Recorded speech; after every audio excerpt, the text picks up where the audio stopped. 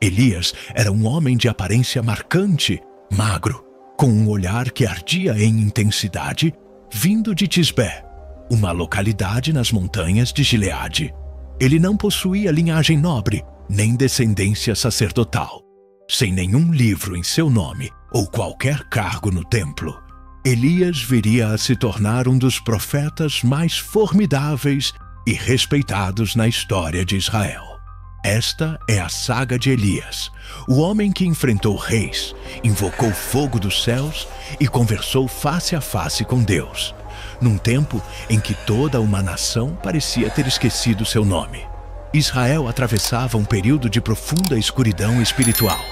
O rei Acabe, filho de Omri, governava em Samaria, e seu reinado era marcado não apenas pela fraqueza, mas por uma perversidade latente. Para fortalecer seu poder, ele se casou com Jezabel, uma princesa de Sidom, que trouxe consigo a adoração a Baal, o deus cananeu das tempestades, da fertilidade e de rituais sangrentos. Sob a influência dela, Acabe espalhou templos e altares para Baal por todo o reino. Sacrifícios de animais e até mesmo de crianças tornaram-se comuns. Os profetas do Senhor eram caçados e muitos foram brutalmente assassinados. A terra que um dia fora dedicada ao Deus de Abraão estava agora mergulhada na idolatria. O povo já não conseguia diferenciar o Criador das estátuas esculpidas por mãos humanas. As leis de Deus eram abertamente ignoradas, e o nome de Yahvé era uma lembrança distante nos lábios da nação. Nesse cenário desolador, quando tudo indicava que a esperança havia se esvaído, Deus levantou um homem. Elias surgiu de repente diante do trono de Acabe, sem anúncio prévio ou qualquer cerimônia. Não havia guardas, nenhuma comitiva. Apenas um homem solitário, vestido com um manto rústico, os pés cobertos pela poeira das estradas de Gileade, mas portando uma autoridade que transcendia o poder terreno. Ele fitou o rei nos olhos e proferiu uma sentença que abalaria os alicerces da nação. Vive o Senhor, Deus de Israel, em cuja presença estou, que não haverá orvalho nem chuva nestes anos, senão pela minha palavra. Com essas poucas, mas potentes palavras, Elias não apenas decretou uma seca, mas lançou um desafio direto ao coração da idolatria. Baal, o suposto deus da chuva, seria silenciado pelo Deus verdadeiro. E a seca seria a prova irrefutável de que o Senhor continuava a ser o único soberano dos céus. Elias deixou a corte com a mesma ousadia com que entrou, sem pedir permissão e sem demonstrar medo. Imediatamente, o Senhor lhe falou, ordenando que se escondesse. Ele o guiou até o ribeiro de Querite, a leste do Jordão. Ali, em completo isolamento, Deus prometeu sustentá-lo. Todos os dias, corvos lhe traziam pão pela manhã e carne ao entardecer. Ele bebia da água do ribeiro, vivendo afastado do caos que se instalava no reino. Enquanto Israel começava a sentir os primeiros efeitos devastadores da seca, terras áridas, colheitas perdidas, poços secos, o profeta de Deus vivia sob o cuidado divino. No silêncio de Querite, Elias aprendia a obediência, a paciência e a total dependência de seu Senhor. Assim começava sua jornada, não com glória humana ou popularidade, mas com coragem, isolamento e uma fidelidade inabalável. Elias, o homem sem títulos, sem posição e sem medo, havia declarado guerra espiritual ao sistema que corrompia Israel. Um único homem, com a palavra de Deus em sua boca, havia fechado os céus. E isso era apenas o começo. Se você está gostando de conhecer essa história, que tal se inscrever agora e ativar o sininho para não perder nenhum detalhe? Elias, o profeta solitário de Tisbé, permanecia escondido em obediência junto ao ribeiro de Querite. A água ainda fluía entre as pedras, límpida e fresca. E os corvos, pontuais como um relógio divino, traziam pão pela manhã e carne à tarde. Era uma rotina peculiar, mas era a provisão de Deus. Na solidão do deserto, Elias não tinha companhia humana nem notícias do reino. Apenas o sussurro do vento, o estalar dos arbustos secos e a certeza de que estava no centro da vontade do Senhor. Os dias passavam, e enquanto Elias se fortalecia em segredo, o juízo começava a castigar Israel. A chuva havia cessado. O céu permanecia de um azul implacável, sem nuvens no horizonte. Primeiro veio a poeira, depois o calor sufocante e, em seguida, a fome. Os campos tornaram-se estéreis e os rebanhos morriam junto aos rios secos. Baal, o suposto deus da fertilidade, não respondia. Seus sacerdotes elevavam preces, realizavam sacrifícios, mas nenhuma gota de chuva descia do céu. Acabe, perplexo, começava a entender que a palavra de Elias não fora uma ameaça vazia. Jezabel, enfurecida, intensificou a perseguição contra os profetas do Senhor. Muitos foram mortos e outros tiveram que fugir ou se esconder. Mas Elias, longe do palácio, vivia em paz. Não era a paz do conforto, mas a paz de saber que estava exatamente onde Deus o queria. Contudo, o ribeiro começou a diminuir. A cada dia, o nível da água baixava, o murmúrio se tornava mais fraco, até que um dia secou por completo. O lugar de refúgio se transformou em um lugar de prova. Elias sabia que Deus não o havia esquecido, mas compreendia que a obediência nem sempre trazia segurança imediata. Mesmo assim, ele esperou. E então, a voz do Senhor veio a ele mais uma vez.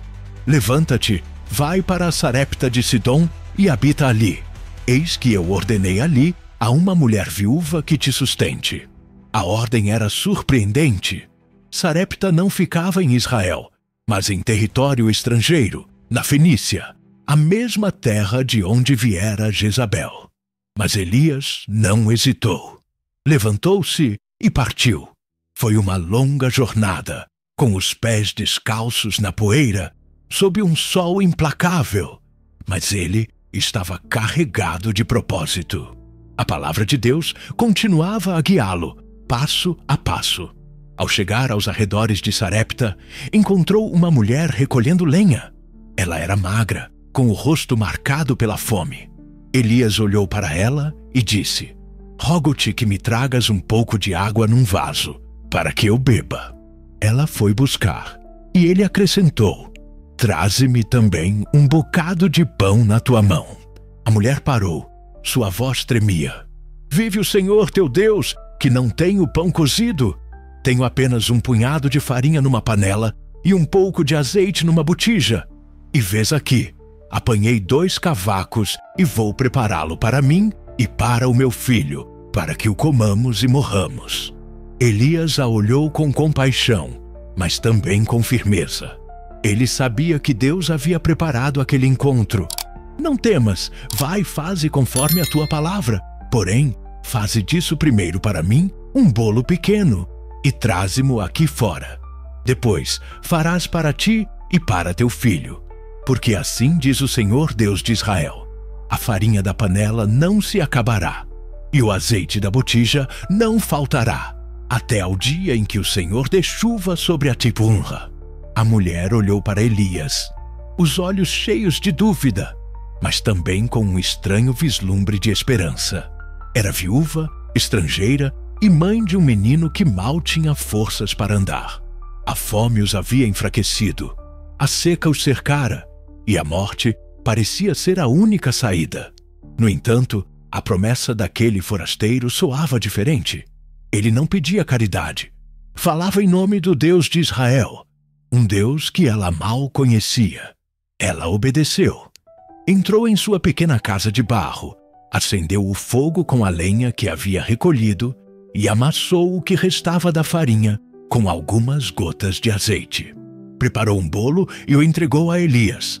Não sabia se aquela seria sua última ação na terra, mas o fez. Elias comeu com calma. Depois, a mulher preparou outro bolo para ela e seu filho. Ela não entendia como, mas ao olhar para a panela e a botija, ambas continham o mesmo que antes. A farinha não havia diminuído, o azeite não se esgotara. Era um milagre silencioso, mas firme, diário, mas real. E assim foi. Daquele dia em diante, toda manhã, ao acordar, a viúva encontrava a farinha suficiente e o azeite exato. Nunca sobrava, mas nunca faltava. Elias morou com ela e seu filho por muitos dias. Comiam juntos, compartilhavam as tarefas. E o profeta falava do Deus vivo que havia fechado os céus e agora sustentava uma casa estrangeira em meio à fome. A mulher ouvia, aprendia. Não conhecia todas as leis de Israel, nem entendia todos os caminhos daquele Deus que falava por profetas, mas cada dia que seu filho comia era um ensinamento vivo. Ela já não recolhia lenha para seu último pão, mas para a provisão contínua de um Deus que via os humildes e sustentava os esquecidos. No entanto, a provação voltou a bater à sua porta. Passado algum tempo, o filho da mulher adoeceu. Primeiro foi febre, depois fraqueza, até que ele parou de respirar. O pequeno morreu nos braços de sua mãe, e a dor que a havia abandonado por um tempo retornou com fúria. Ela gritou, chorou e olhou para Elias com os olhos do sofrimento e da acusação. Que tenho eu contigo, homem de Deus? Vieste a mim para trazeres à memória a minha iniquidade e matares o meu filho? Elias não respondeu com palavras humanas. Tomou o menino de seus braços, subiu ao quarto onde dormia e o colocou sobre sua cama. Então clamou ao Senhor com dor, com intensidade e com lágrimas.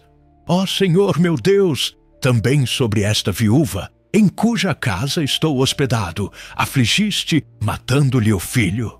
Ele se estendeu sobre o menino 3 vezes e clamou novamente. Ó Senhor meu Deus, rogo-te que a alma deste menino torne a entrar nele. Então, o impossível aconteceu. O Senhor ouviu a voz de Elias. A alma do menino voltou ao seu corpo e ele viveu.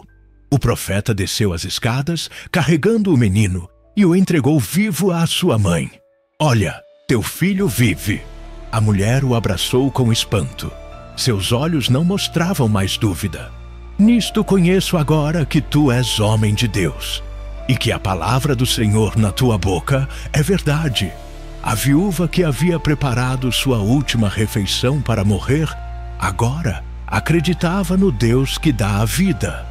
E Elias, o profeta escondido, continuava a ser refinado em fé, em obediência, em propósito. Os dias se transformaram em meses, mas a seca persistia. Os campos de Israel eram um deserto rachado, os pastos morriam, e a fome já não era apenas sofrimento, era morte. As cidades ecoavam lamentos, e os clãs clamavam sem obter resposta. Os sacerdotes de Baal multiplicavam seus rituais, cortando a própria pele, cantando até a exaustão, mas o céu permanecia fechado. Baal, o deus das chuvas, continuava em silêncio. Nesse contexto de desespero, a palavra do Senhor veio novamente a Elias. Vai, mostra-te a Acabe e darei chuva sobre a terra. Elias, fortalecido pelas provações passadas, desceu de Sarepta e iniciou a jornada de volta ao reino de Israel. Ele não ia com um exército, nem com escoltas. Não levava espada nem estandartes. Apenas caminhava com a certeza de que falava em nome do Deus vivo. 3 anos haviam se passado desde que ele se ocultara. 3 anos de juízo sobre a nação. Enquanto isso, Acabe estava desesperado. Havia enviado emissários a todas as nações vizinhas em busca de Elias, convencido de que a culpa da seca era dele. Mas o profeta não aparecia, e a água escasseava a cada dia mais. O próprio rei saiu em busca de pastos, acompanhado por seu mordomo, Obadias, um homem temente ao Senhor que, em segredo, havia escondido 100 profetas fiéis em cavernas, sustentando-os com pão e água. Foi em uma dessas buscas que Obadias encontrou Elias no caminho. Ele o reconheceu imediatamente e prostrou-se diante dele. És tu, meu senhor Elias? Sou eu. Vai, dize a teu senhor. Eis que Elias está aqui. Obadias estremeceu. Que pecado cometi eu, para que entregues o teu servo na mão de Acabe, para que me mate? Não há nação nem reino aonde o meu senhor não tenha enviado a procurar-te. E agora dizes que eu vá e lhe diga que estás aqui. Se depois o Espírito do Senhor te levar para outro lugar, e ele não te achar, me matará. Mas Elias respondeu com firmeza: Vive o Senhor dos Exércitos, em cuja presença estou, que hoje me mostrarei a ele. Obadias obedeceu. Foi até o rei e anunciou a presença do profeta. Acabe, sem demora, foi ao seu encontro.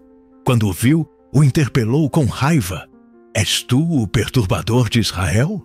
Mas Elias não recuou. Sua voz era firme, seu espírito cheio da autoridade divina. Eu não tenho perturbado a Israel, mas tu e a casa de teu pai, deixando os mandamentos do Senhor e seguindo os Baalins. Agora, pois, manda ajuntar a mim todo o Israel no Monte Carmelo, como também os 450 profetas de Baal e os 400 profetas de Azerá, que comem da mesa de Jezabel. Era um desafio direto, um duelo espiritual no topo do Carmelo.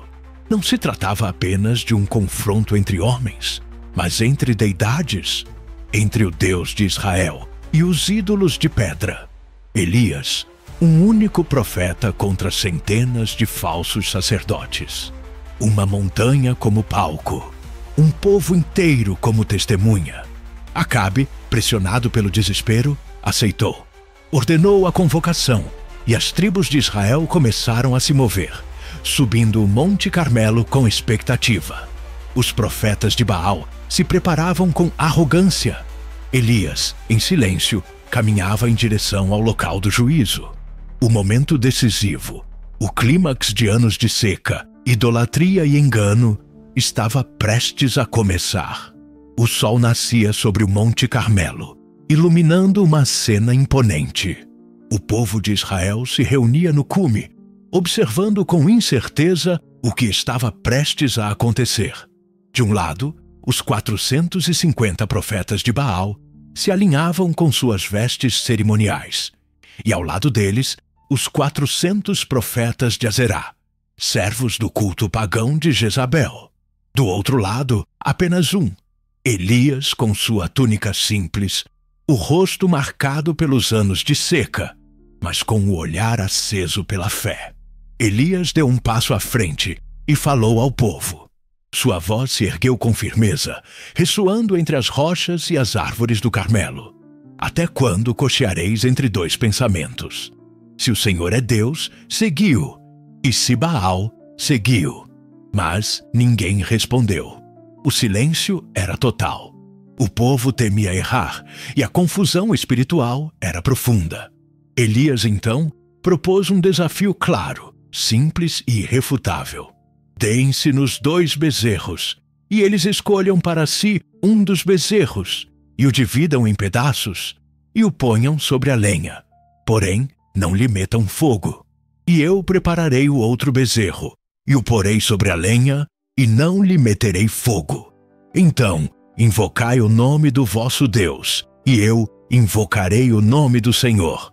E há de ser que o Deus que responder por meio de fogo, esse será Deus. O povo assentiu. Aquilo lhes parecia justo. Elias cedeu o primeiro turno aos profetas de Baal. Eles tomaram seu bezerro, prepararam-no sobre o altar e começaram a invocar o nome de Baal. Desde a manhã até o meio-dia, clamavam: Ah, Baal, responde-nos! Dançavam, gritavam, agitavam-se freneticamente, mas não havia voz, nem quem respondesse, nem quem escutasse.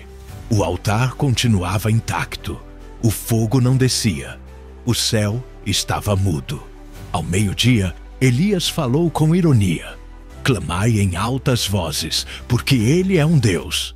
Pode ser que esteja meditando, ou que tenha algum negócio, ou que esteja em viagem. Talvez durma e precise ser despertado. Os profetas, desesperados, cortavam-se com facas e lancetas, conforme seu costume, até que o sangue corria sobre eles.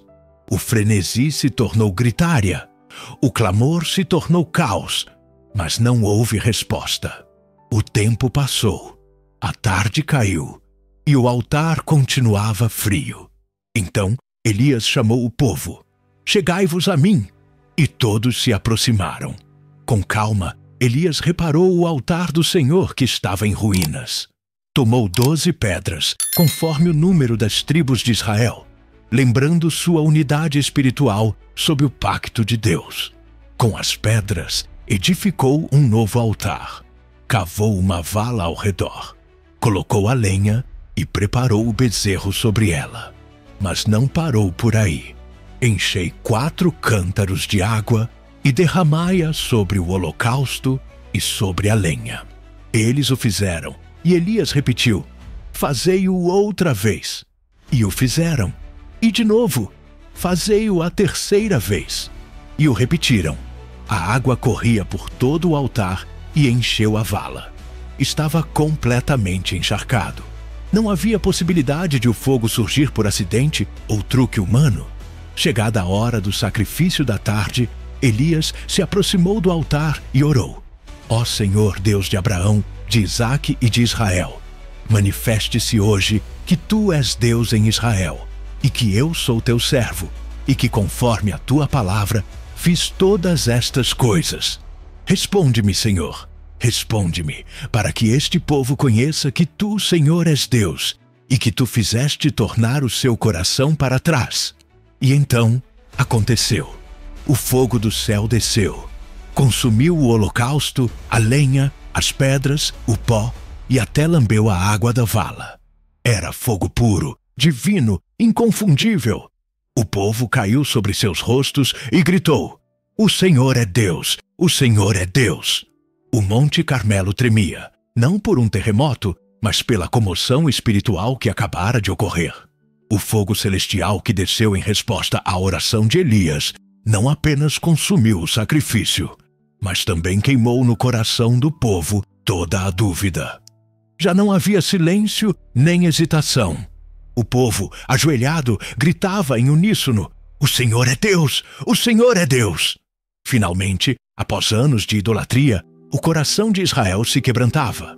Os olhos espirituais da nação começavam a se abrir. Elias, ainda de pé junto ao altar fumegante, não celebrava com júbilo, mas com solenidade.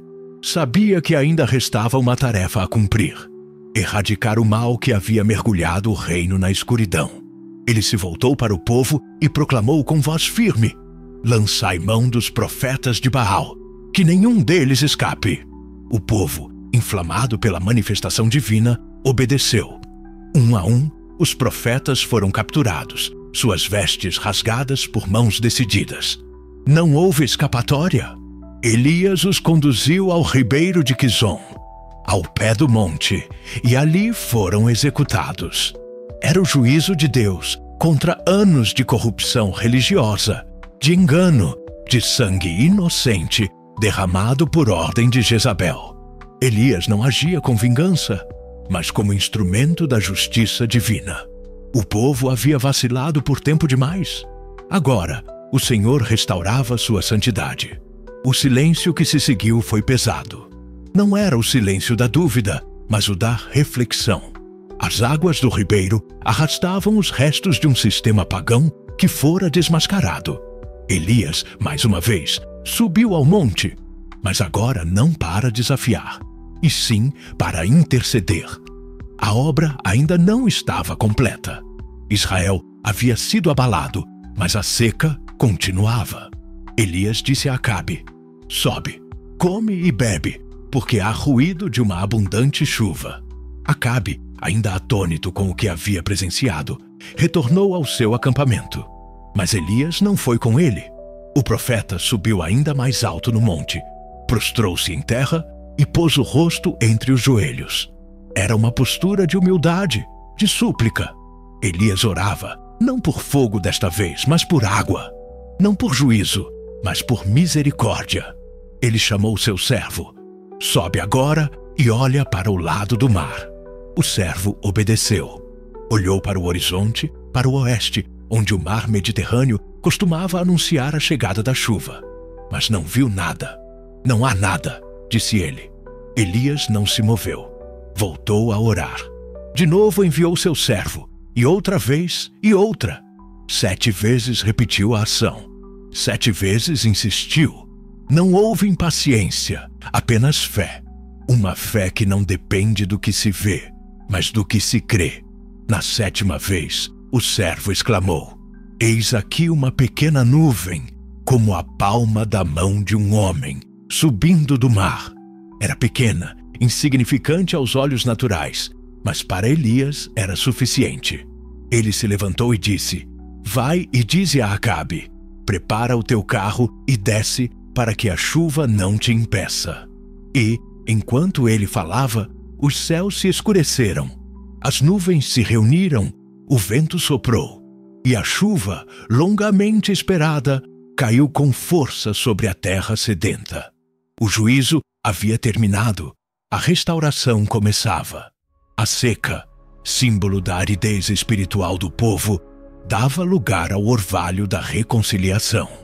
Israel havia visto o Deus verdadeiro, havia testemunhado o poder e a graça. E Elias, fiel até o fim, tornou-se o instrumento dessa mudança. A chuva caía com força sobre os campos ressecados de Israel, e a terra, depois de 3 anos e meio de seca, começava a respirar novamente. Mas, enquanto as gotas caíam como uma bênção sobre o povo, no coração de Elias se formava uma nova tempestade. Desta vez, não vinha do céu, mas do coração endurecido de uma mulher. Jezabel, a rainha, ao saber do juízo sobre os profetas de Baal, não se quebrantou. Não tremeu diante do fogo de Deus, nem se rendeu ao seu poder. Em vez disso, enviou uma mensagem carregada de fúria e ameaça. Assim me façam os deuses e outro tanto, se amanhã, a estas horas, eu não puser a tua vida como a de um deles. Elias, o homem que havia desafiado um rei, que havia invocado o fogo do céu, agora temeu. Ele era humano. A ameaça de Jezabel penetrou em sua alma exausta. Após a batalha espiritual, o confronto com o povo e a pressão constante, o profeta se sentiu quebrado e fugiu. De Jezreel, correu para o sul, atravessando o reino de Judá até chegar a Berseba. Ali, deixou seu servo e seguiu sozinho para o deserto. Seus passos eram pesados, seu coração estava turbado. Já não se sentia forte. Não era o mesmo homem que havia enfrentado centenas de falsos profetas. No deserto, não havia fogo, nem chuva, nem multidões. Apenas areia, silêncio e o peso de sua carga interna. Caminhou um dia inteiro, até que, exausto, sentou-se debaixo de um zimbro. Ali, em solidão absoluta, o profeta orou. Mas, desta vez, não para mostrar o poder de Deus. Orou a partir da desesperança. Já basta, ó Senhor. Toma agora a minha vida, pois não sou melhor do que meus pais. Ele não pedia fogo, não pedia milagres, apenas pedia para terminar. Elias, como muitos antes e depois dele, sentia que havia falhado, que sua missão não havia mudado o mundo, que seu esforço fora em vão. Era uma oração quebrada, a de um homem no limite. Então, ele adormeceu sob aquele arbusto, rendido pelo cansaço e pela dor. Mas Deus não o abandonou. Não respondeu com repreensão, mas com ternura. Um anjo o tocou e disse: levanta-te e come. Elias abriu os olhos. Diante dele havia um pão cozido sobre as brasas e uma vasilha de água. Ele comeu e voltou a dormir. Uma segunda vez, o anjo retornou, tocou-o e disse: levanta-te e come, porque muito comprido te será o caminho. Não foi uma ordem, foi um cuidado silencioso. Deus não gritou, não repreendeu, não exigiu, apenas o alimentou, como uma mãe a seu filho fraco. Elias comeu e, fortalecido por aquela comida celestial, caminhou durante 40 dias e 40 noites até Horebe, o monte de Deus. Ali, refugiou-se em uma caverna. Era o mesmo monte onde Moisés havia encontrado o Altíssimo. Agora, Elias buscava respostas, direção, talvez uma razão para continuar. A história ainda não havia terminado, embora ele pensasse que sim. Deus o observava, não o havia esquecido. O silêncio do deserto não era abandono, mas preparação. Elias não sabia, mas naquele lugar solitário, prestes a se render, estava às portas de uma das revelações mais profundas de sua vida. A voz do Senhor se faria ouvir, não em fogo nem em tempestade, mas no invisível. A caverna em Horebe era fria e escura, mas não mais do que o coração de Elias. Ali, entre as sombras da rocha, o profeta esperava, não por instruções, mas talvez por um sinal de que sua vida ainda tinha propósito. Ele havia feito tudo o que sabia fazer: enfrentara reis, desafiara ídolos, invocara fogo, orara por chuva, fugira para o deserto, e agora estava ali, sozinho. Então veio a ele a palavra do Senhor: que fazes aqui, Elias? Era uma pergunta profunda, não para obter informação, mas para fazer refletir. Deus não precisava da resposta. Elias, sim, tenho sido muito zeloso pelo Senhor, Deus dos exércitos, respondeu ele, porque os filhos de Israel deixaram o teu concerto, derribaram os teus altares e mataram os teus profetas à espada. E eu fiquei só, e buscam a minha vida para me atirarem. Era o clamor de uma alma cansada, convencida de estar sozinha, convencida de que todo esforço havia sido inútil. Então Deus lhe disse: sai para fora e põe-te neste monte perante o Senhor. Elias obedeceu. Aproximou-se da entrada da caverna. O vento começou a soprar com fúria. Um vento tão forte que fendia os montes e quebrava as penhas. Mas o Senhor não estava no vento. Depois do vento, um terremoto sacudiu a terra. As pedras tremeram sob seus pés. Mas o Senhor não estava no terremoto. E após o terremoto, um fogo ardente iluminou os céus. As chamas dançavam como haviam feito no Carmelo. Mas o Senhor não estava no fogo. Então, depois de tudo isso, veio um cício tranquilo e suave. E ali estava Deus. Não no estrondo, nem no espetacular, nem no temível, mas no suave, no sereno, no invisível.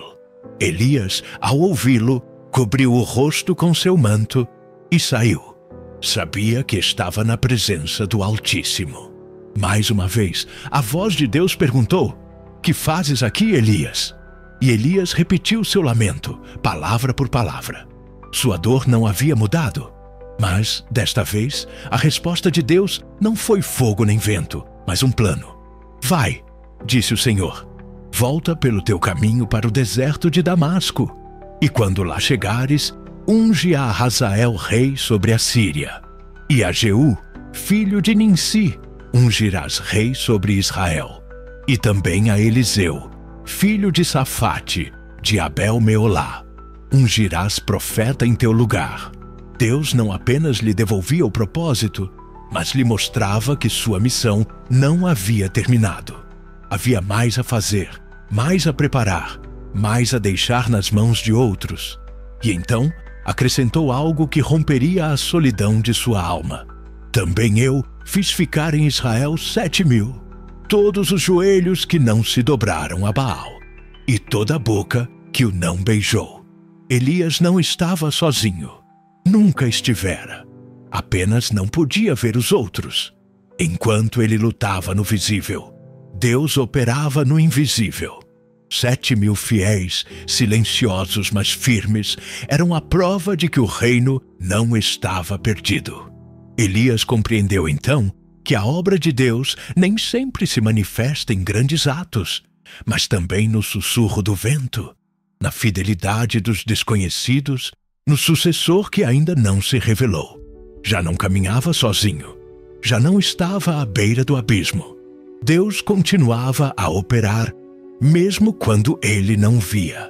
E Elias, com sua fé renovada, desceu do monte, pronto para ungir reis e chamar seu sucessor. Elias desceu do monte Horebe, não como um fugitivo, mas como um enviado. Embora a ameaça de Jezabel ainda pairasse no ar, a instrução divina o havia reorientado. Seu coração, antes desgastado pela luta, agora palpitava com propósito.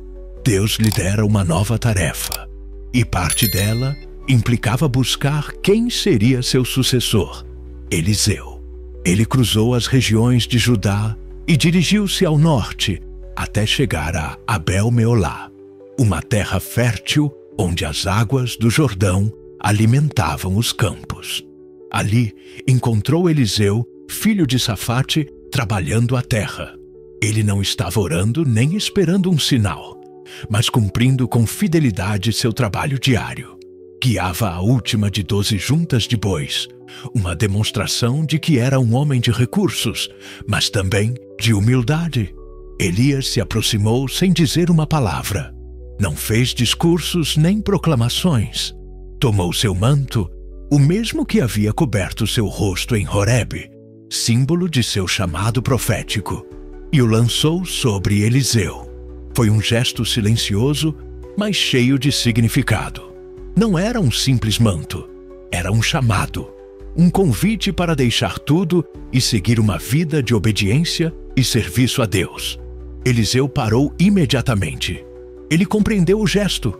Não houve necessidade de explicação. Correu atrás de Elias e disse: "Deixa-me, pois, beijar a meu pai e a minha mãe, e então te seguirei." Elias lhe respondeu: "Vai e volta, porque que te tenho eu feito?" Não era uma repreensão, mas uma afirmação de que a decisão deveria ser sua. Elias não obrigava, o chamado devia ser livre. Eliseu voltou, mas não para se retratar, e sim para se despedir, como quem queima suas pontes. Tomou a junta de bois, sacrificou-a, e com o arado e os apetrechos, cozinhou a carne e a deu ao povo para comer. Foi um ato simbólico. Sua antiga vida havia terminado. Não haveria marcha à ré. Depois levantou-se, seguiu Elias e o servia, não como igual, mas como discípulo, como aprendiz. Elias, por sua vez, encontrou consolo na companhia. Por anos havia caminhado sozinho, carregando o peso da palavra de Deus sobre seus ombros. Agora, tinha alguém que caminharia com ele, que aprenderia, que eventualmente continuaria a obra. Eliseu não era apenas um ajudante, era um sinal vivo de que o propósito de Deus se estendia para além de uma única geração. O tempo passou, e Eliseu acompanhou Elias pelas cidades e caminhos do reino. Ouvia suas palavras, observava seus atos, aprendia seu caráter. Havia nele uma disposição profunda, uma entrega sem reservas. Enquanto o juízo divino ainda caía sobre os reinos infiéis, Deus operava em segredo, formando o novo profeta no silêncio do serviço. Entretanto, Elias cumpriu também as outras instruções. Ungiu Azael como futuro rei da Síria e Jeú como instrumento de juízo sobre a casa de Acabe. Elias não veria todas as consequências dessas ações, mas sabia que a história não dependia de sua presença, mas do plano de Deus. Havia compreendido que ser instrumento de Deus não significa ver sempre os frutos, mas obedecer com fidelidade. E agora, com Eliseu ao seu lado, sabia que a tocha não se apagaria, que a palavra continuaria a correr. Elias ainda não havia terminado. Uma última etapa o esperava. Não seria uma morte comum. Seu destino, já marcado desde antes, se revelaria em breve, de maneira sobrenatural. E Eliseu estaria lá para testemunhar. O tempo de Elias sobre a terra chegava ao fim, mas não seria uma despedida comum. Ele não conheceria a morte como a maioria dos homens.